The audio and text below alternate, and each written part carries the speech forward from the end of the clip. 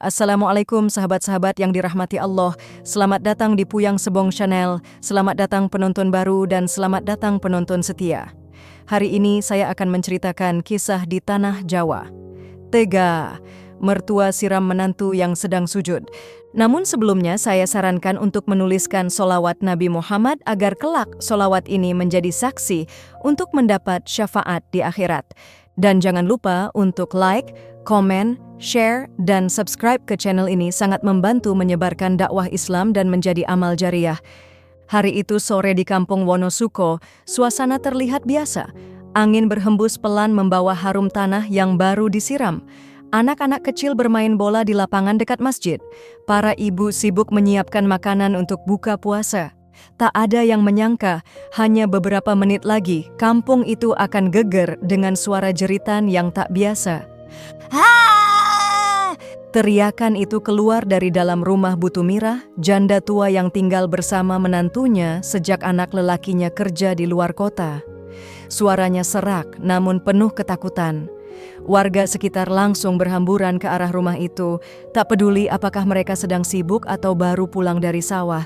Pak Slamet, ketua RT yang sedang mengupas pisang di teras, langsung berdiri dan berlari kecil sambil memanggil warga lain. "Cepat, kayaknya dari rumah Bu Tumirah. Ada apa itu?" Sesampainya di depan rumah kayu sederhana itu, pintu sudah terbuka. Beberapa ibu dan bapak masuk tanpa permisi karena suara jeritan itu masih terdengar lirih, seolah tubuh yang menjerit sedang kehabisan tenaga. Dan disitulah mereka melihatnya. Bu Tumirah terduduk di pojokan ruang tengah, memeluk erat sebuah ember kosong.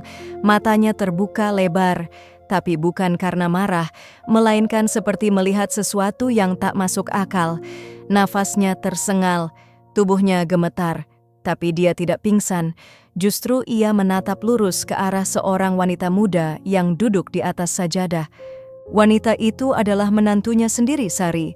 Rambutnya tertutup rapi dengan mukena putih, wajahnya tenang, pandangannya tertunduk, seperti sedang berzikir. Di sekeliling tubuhnya lantai basah kuyup, tapi tubuh Sari sama sekali tak tersentuh air, bahkan mukena putihnya masih bersih seperti belum dipakai.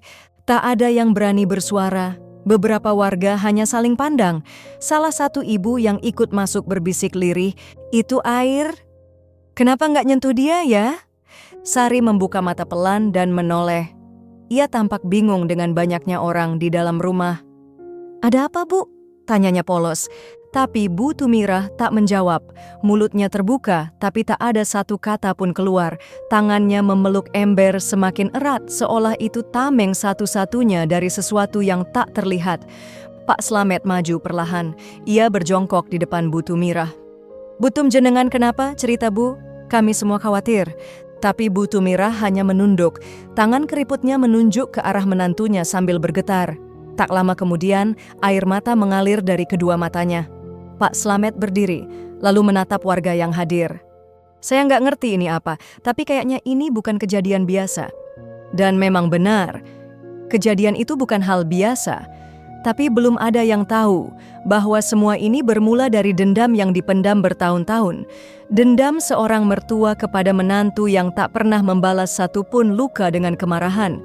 Cerita ini belum dimulai, tapi kampung Wonosuko akan mencatat sore itu sebagai awal dari sesuatu yang membuat banyak orang gemetar saat mendengar suara adzan. Sejak suaminya meninggal 5 tahun lalu, Bu Tumirah tinggal bersama Sari, menantunya, di rumah peninggalan orang tua. Awalnya hanya sementara, tapi sejak anaknya, Damar, diterima kerja di luar kota, Sari diminta tetap tinggal untuk menemani ibu mertuanya. Sari menyanggupi, tanpa ragu sedikit pun. Padahal banyak teman-temannya bilang, "Kalau bisa jangan serumah sama mertua Sar, apalagi mertua yang galak." Tapi Sari hanya tersenyum. Ia percaya, niat baik tak akan pernah rugi. Ia ingin berbakti. Toh, selama ini Damar pun sering bercerita kalau ibunya sebenarnya baik, hanya keras kepala. Namun kenyataan berkata lain. Setiap hari, Bu Tumirah seolah punya alasan untuk marah. Kadang karena masakan terlalu asin, kadang karena pakaian belum disetrika, bahkan pernah hanya karena Sari lupa memutar arah kipas angin. Bu Tumirah membanting piring. Tapi anehnya, Sari tak pernah membalas. Ia hanya diam, memandang dengan mata yang penuh kesabaran. Bahkan setelah dimarahi, ia masih sempatkan menyapu halaman, mencuci baju, atau mengurut kaki sang mertua jika sedang pegal. Di balik matanya yang tak pernah menangis di hadapan orang, Sari menyimpan luka yang dalam. Tapi ia tak pernah menyimpannya dalam kebencian. Setiap malam, selepas tahajud, ia berdoa agar Bu Tumirah diberi ketenangan hati. Bu Tumirah sendiri semakin hari justru semakin curiga. Dalam hatinya muncul pertanyaan, kenapa anak ini nggak pernah marah? Apa dia pura-pura baik? Apa dia mau ambil hatiku biar aku kasih rumah ini ke dia nanti? Rasa iri dan dengki menggerogoti hatinya pelan-pelan. Ia mulai merasa terganggu setiap kali melihat Sari sujud. Apalagi setiap sore, saat Sari duduk tenang di ruang tengah, mengaji dengan suara lirih yang membuat suasana rumah jadi hening. "Ngaji mulu, nggak usah sok alim di depan orang," teriaknya suatu ketika. Sari hanya tersenyum, tidak menjawab, tidak menyahut. Justru ia mengambil air dan membawakan teh hangat untuk mertuanya. Puncaknya terjadi di sore itu. Menjelang waktu maghrib, Sari terlihat mengambil air wudhu seperti biasa. Ia membentangkan sajadah di ruang tengah. Udara sore terasa lembab, dengan sinar oranye matahari menembus celah jendela. Sari melafalkan niat sholat dengan pelan, lalu berdiri menghadap kiblat. Dari dapur, Bu Tumirah memperhatikannya diam-diam. Di sebelahnya ada ember berisi air cucian baju yang belum dibuang. Airnya keruh dan bau. Dan saat takbir pertama berkumandang dari mulut Sari, seolah ada suara lain yang berbisik dari dalam hati Bu Tumirah. "Siram, biar tahu rasa. Kalau dia memang pura-pura suci, air ini pasti membuatnya lari." Tangannya gemetar, tapi tetap diangkat. Ember berisi air itu dipegang erat-erat, lalu perlahan-lahan dibawa mendekat ke arah ruang tengah. Sari belum menyadari, ia sudah masuk sujud rakaat pertama. Wajahnya menempel lembut di atas sajadah, berdoa dalam diam. Dan Bu Tumirah sudah berdiri di belakangnya, ember di tangan, tubuh menunduk siap menyiram. Satu tarikan nafas terakhir, lalu ember itu pun ditumpahkan. Air cucian itu menyembur turun dengan deras, seharusnya membasahi punggung Sari yang sedang sujud. Tapi sesuatu yang tak bisa dijelaskan terjadi saat itu. Air yang harusnya menghantam tubuh Sari justru membelok di udara, seperti menabrak sesuatu yang tak terlihat. Butir-butir keruh itu melesat ke kanan dan kiri, jatuh ke lantai dan sajadah, tapi tidak setetes pun menyentuh mukena putih yang dikenakan Sari. Sari tetap bersujud, seolah tak sadar apa yang barusan terjadi. Ia tidak bergerak, tidak menoleh, tidak melompat kaget. Ia tetap dalam posisi berserah kepada Rabb-nya, di tengah lantai yang kini basah kuyup. Bu Tumirah terpaku. Ember kosong di tangannya terjatuh dan menggelinding ke pojok ruangan. Tangannya mendadak lemas, tubuhnya lunglai, jatuh terduduk dengan lutut gemetar. Mata tuanya terbuka lebar, menyaksikan kejadian ganjil yang tak pernah ia bayangkan sebelumnya. Dari pintu dapur, bayangan seseorang muncul. Tetangga yang hendak meminjam korek api menyaksikan air berbelok sendiri di udara. Ia langsung berlari keluar, panik, berteriak memanggil warga. Tak lama, beberapa orang mulai berdatangan, tapi Bu Tumirah tidak menyadari kehadiran mereka. Pandangannya tetap tertuju pada menantunya yang masih tenang melanjutkan rakaat kedua. Tak ada air yang menempel pada mukena itu, bahkan sajadah pun hanya basah di sekelilingnya, tak menyentuh bagian yang dipakai Sari untuk bersujud. Pak Slamet yang baru datang berjalan cepat masuk. Ia menatap lantai, menyentuh airnya, lalu menoleh ke arah Sari dan Bu Tumirah. Ia heran, sekaligus bingung. "Ini air dari mana?" Ibu-ibu di belakangnya berbisik, ada yang bilang air cucian, ada yang bilang air itu dari genteng. Tapi satu hal yang mereka semua sepakati, air itu tidak menyentuh Sari sama sekali. Bu Tumirah mulai berkeringat dingin, tubuhnya kaku. Ia mencoba berdiri, tapi lututnya tak kuat. Ia mencoba bicara, tapi lidahnya berat. Yang keluar hanya suara serak dan napas tersendat. Sari mengangkat kepalanya, sholatnya baru selesai. Ia menoleh dan kaget melihat banyak orang berdiri di dalam rumah. "Ada apa ini?" tanyanya pelan. Ia menatap mertuanya yang duduk di lantai, menggigil dengan mulut terbuka. Ember kosong tergeletak di dekat kakinya. Sari perlahan berdiri, langkahnya ringan, menyibak air yang ada di lantai, tapi tak satu pun menyentuh kakinya. Ia mendekat ke arah mertuanya. "Bu, ibu kenapa?" Bu Tumirah tidak menjawab. Ia hanya menunduk, menutup wajah dengan kedua telapak tangannya. Di sela-sela jemari, air mata mulai mengalir. Tapi bukan tangis biasa. Tangis itu seperti suara orang yang baru saja kehilangan sesuatu yang besar. Hatinya remuk, tapi belum ada yang tahu kenapa. Semua orang di ruangan hanya bisa berdiri membisu. Tak ada yang berani bertanya, tak ada yang sanggup bicara. Mereka hanya menatap Sari dan kemudian kembali menatap lantai yang penuh air yang bahkan tak mampu menyentuh seseorang yang sedang bersujud. Malam itu, rumah Bu Tumirah berubah menjadi sunyi yang ganjil. Tidak ada suara cangkir beradu, tidak ada suara kipas angin yang biasanya berputar dari sore sampai menjelang tidur. Yang terdengar hanya detak jam dinding tua dan sesekali suara cicak dari langit-langit. Sari membersihkan lantai dari sisa air cucian dengan pelan. Tak satu keluhan pun keluar dari mulutnya. Bahkan setelah tahu air itu sengaja disiramkan ke tubuhnya, ia tetap tenang. "Ibu capek, mungkin aku pasti ada salah," ucapnya lirih, hanya didengar oleh dirinya sendiri. Bu Tumirah tak keluar dari kamar sejak sore itu. Ia mengunci pintu dari dalam dan tak menjawab saat Sari memanggil untuk makan malam. Ia hanya terduduk di atas dipan tua, memeluk selimut, menatap tembok kamar yang retak-retak. Di telinganya, suara aneh mulai muncul, seperti bisikan kecil yang membentur dinding hatinya. "Kau telah menyiram orang yang sedang bersujud. Kau tidak menyiram air, tapi menyiram dirimu sendiri." Tubuh Bu Tumirah merinding. Ia mencoba menutup telinga, tapi suara itu muncul dari dalam kepalanya. Ia menatap jendela kamar yang terbuka sedikit.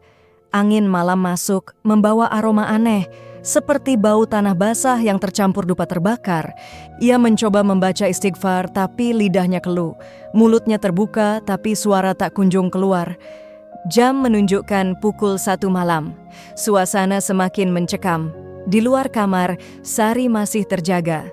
Ia sedang menulis di buku kecil, catatan doa-doa yang biasa ia hafalkan sebelum tidur. Matanya sayu. Tapi ia tetap duduk di ruang tengah dengan wajah damai. Cahaya lampu redup memantulkan siluet tubuhnya di lantai yang bersih. Tiba-tiba, pintu kamar Bu Tumirah berderit. Pelan, sangat pelan.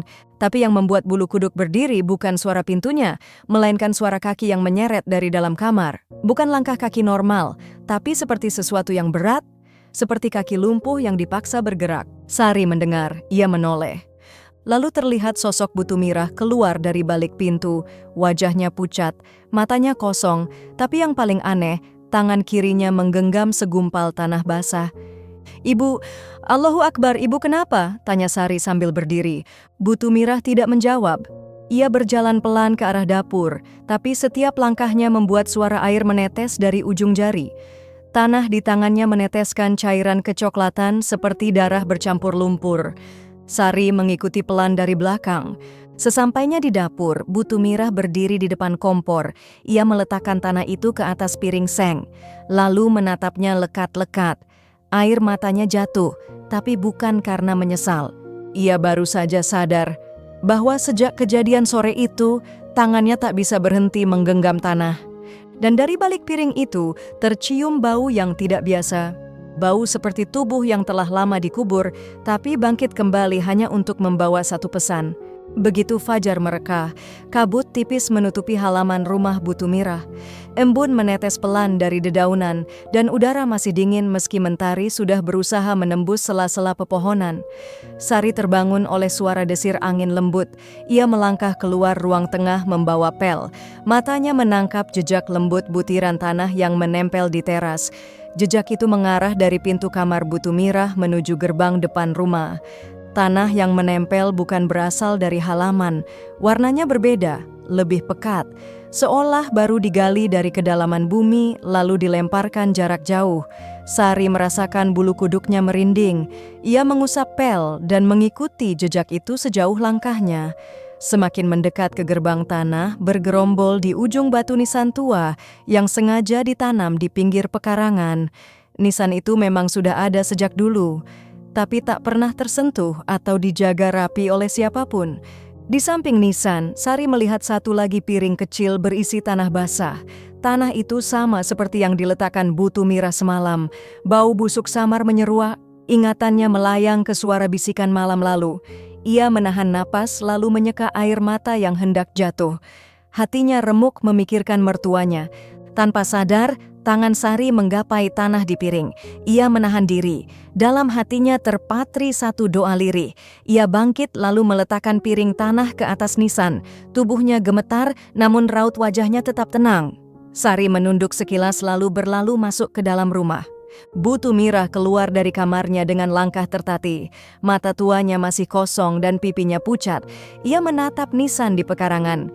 Tubuhnya oleng hendak terjatuh, namun seketika dari balik nisan terdengar suara lirih menggema. Kau telah mengusik mereka yang terjaga dalam kubur. Suara itu terpatah-patah namun tegas menggema di udara pagi. Tubuh Bu Tumirah merunduk, tangannya menangkup mulut. Ia menyandarkan diri pada pagangan gerbang, matanya menelusuri jejak tanah kembali hingga pintu rumah. Ia tampak tersiksa antara rasa takut dan penyesalan. Perlahan ia melangkah menuruni anak tangga, suara kakinya semakin lemah. Sari berdiri di dekatnya. Tanpa berkata apa-apa, ia meraih tangan keriput itu dan menggenggamnya. Bu Tumirah menatap menantunya dengan mata berkaca-kaca. Tangisnya tertahan, namun nadanya parau. Maafkan aku, lirihnya tak sampai terdengar jelas oleh siapapun selain angin. Sari hanya mengangguk dan menuntun mertuanya kembali ke dalam rumah. Setiap langkah mereka meninggalkan jejak lembab tanah di lantai, namun anehnya tanah itu menghilang sendiri sebelum menyentuh kakinya. Warga yang kebetulan lewat melihat pemandangan itu terdiam. Hening menyelimuti lorong kampung, seolah semua orang merasakan keanehan yang sama. Siang hari menjelang, suara azan terdengar dari masjid. Warga berkumpul di halaman rumah Bu Tumirah. Tubuhnya duduk di atas tikar, wajahnya sembab. Sari berdiri di samping memegang gelas air putih. Angin sore menari di antara pepohonan. Tiba-tiba jemari Bu Tumirah menunjuk ke arah sajadah kecil yang terlipat di sudut ruang tamu. Entah bisikan siapa yang menuntunnya. Ia meraih sajadah itu dan membawanya keluar. Warga menahan napas. Mereka menatap sajadah basah yang tersisa genangan air di sekitarnya. Namun mukena putih Sari bersih tanpa noda. Semua orang terdiam, menyadari bahwa kekuatan yang tidak terlihat sedang menjaga hamba yang sujud pada Rabb-nya. Fajar belum benar-benar hilang ketika Sari sudah bangun. Hembusan angin pagi menyejukkan tubuhnya yang lelah. Hatinya dipenuhi tekad untuk terus mendoakan mertua. Ia menyiapkan secangkir air hangat lalu duduk di samping Bu Tumirah yang masih tergeletak lemas di atas dipan. Cahaya lampu minyak yang dibuatnya semalam masih menyala lembut, menari-nari di dinding rumah. Sari membaca doa panjang yang biasa ia lantunkan setelah tahajud. Suaranya pelan namun penuh penghayatan. Tiap kalimatnya menyiratkan harapan agar hati yang keras kembali lembut dan tubuh yang rapuh kembali kuat. Setetes air mata jatuh membasahi sajadah kecil di samping dipan. Air mata itu mengalir sempurna tanpa noda, seolah diiringi sinar halus dari langit. Di luar, warga kampung sibuk menyiapkan makanan. Ada yang membawa kurma dan madu untuk menguatkan tubuh Bu Tumirah. Ada pula wanita-wanita yang membawa sari kurma rendaman air zam-zam. Semua berusaha memberi dukungan, belajar dari kisah menakjubkan tentang kekuatan hamba yang bersujud penuh khusyuk. Sementara itu, tanah di lantai ruang tengah perlahan-lahan ikut mereda. Butiran tanah pekat menghilang satu persatu, seperti diserap ke dalam retakan kayu. Lantai mulai tampak bersih, sedangkan ember kosong semalam kini berkarat dan terlupakan di sudut ruangan. Malam sebelumnya, sesaat setelah bisikan demi bisikan menghantui Bu Tumirah, ia sempat melihat bayangan samar di sudut kamarnya. Bayangan seperti kabut putih yang bergerak pelan, lalu membentuk sosok menantu.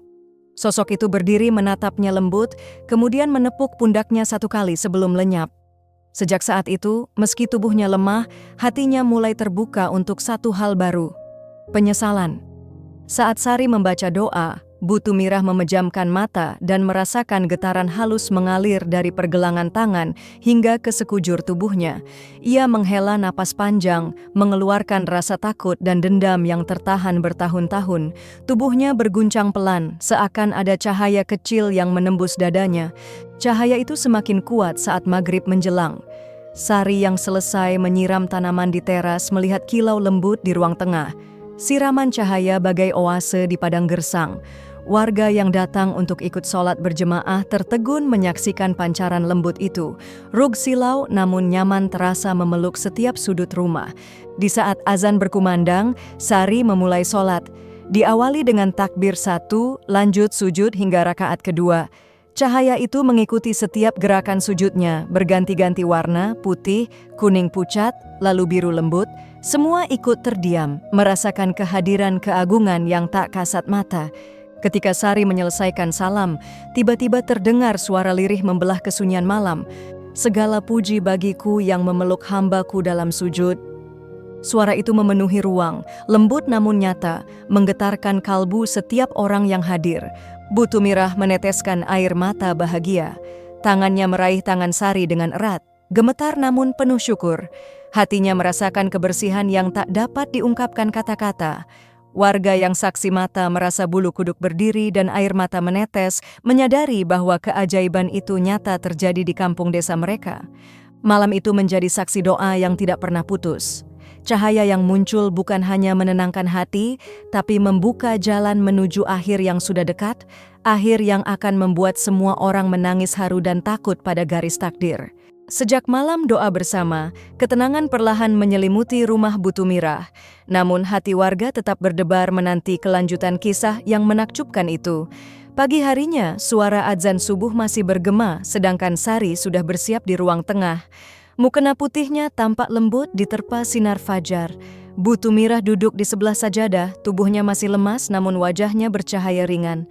Ketika takbir bergerak dari bibir Sari, tiba-tiba lantai kayu bergetar halus. Semilir angin dingin menyusup melalui celah pintu yang terbuka sedikit. Lampu minyak berayun perlahan. Suara gemericik air masih terdengar di sudut ruangan. Namun yang paling menggetarkan hati adalah suara merdu Sari melafalkan surat terakhir sebelum sujud. Suaranya murni bagai embun pagi yang menetes di daun. Cahaya lembut tiba-tiba memperjelas wujudnya di setiap sudut ruangan. Ia berkumpul menjadi satu titik di atas kepala Sari. Saat sujud kedua, kilau cahaya itu memancar lebih terang. Semua mata yang hadir terpaku. Hembusan nafas seolah terhenti. Bahkan detak jantung terasa berpadu dengan degup doa. Bu Tumirah menunduk, menutup mata, merasakan setiap getaran yang menembus tulang rusuknya. Tangan keriputnya menengadah seolah ingin meraih cahaya itu. Ketika salam terakhir terucap, cahaya itu melesat naik menuju langit-langit rumah. Sekelebat bayangan putih muncul di belakang Sari. Bayangan itu berwujud sosok lembut berpakaian sederhana, wajahnya berseri kain suci. Ia tersenyum, menatap langsung ke arah Bu Tumirah. Suara lirih terdengar, "Hambaku yang bersujud telah menjadi perisai bagi orang yang menzalimi. Keheningan doa adalah kebenaran yang membebaskan hati." Desau angin menyapu ruangan, paku kecil pada atap bergetar ringan. Segera setelah bayangan lenyap, tanah pekat yang sempat mengotori lantai menghilang tanpa jejak. Ember karatan di sudut kehilangan warna kecoklatannya. Semua benda kembali seperti semula, hanya mukena Sari yang memantulkan kilau lembut di sinaran fajar. Di depan jamaah yang masih terdiam, Bu Tumirah menangis. Air matanya mengalir deras tanpa bisa ditahan. Kali ini ia menangis bukan karena rasa takut, namun air matanya muncul dari dada yang kau lihat bersih kembali. Ia merunduk, meraih tangan Sari yang masih terkulai damai. Bibirnya bergerak lirih. "Ampuni aku." Sari menyeka air mata mertuanya, senyumnya menenangkan setiap kerut duka. Ia membimbing Bu Tumirah bangkit berdiri. Tubuh yang dulu goyah kini tampak menegak penuh rasa syukur. Cahaya fajar semakin terang di balik jendela, menembus lorong sempit kampung Wonosuko. Warga yang hadir tertegun menyaksikan perubahan nyata itu. Bisikan penuh haru terdengar dari sela-sela jemaat. Beberapa menunduk memohon ampun, lainnya bergetar merasakan kekuatan doa yang melampaui batas indera. Semua merasakan satu pesan yang tak terucap, bahwa sujud adalah ikatan hati dengan Allah yang tak boleh diganggu. Sebelum semua beranjak, Sari bersimpuh memeluk Bu Tumirah satu kali. Kepulan udara dingin di pagi menjelang tampak seperti sapaan para makhluk halus yang turut menyaksikan mukjizat kecil itu. Tanpa ada suara lain, cahaya harapan menebar di wajah setiap orang. Dinding kayu rumah sederhana itu seakan berbisik pelan, Doa yang tulus menghapus segala dendam dan menyalakan cahaya baru.